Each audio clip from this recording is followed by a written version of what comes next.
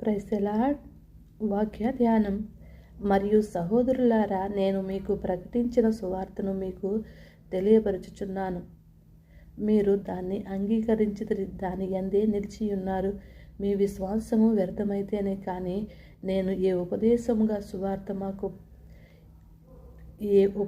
రూపకముగా సువార్త మీకు ప్రకటించుదునో ఆ ఉపదేశమును మీరు గట్టిగా పట్టుకుని ఉన్న ఎడల ఆ సువార్త వలనే మీరు రక్షణ పొందువారై ఉందురు.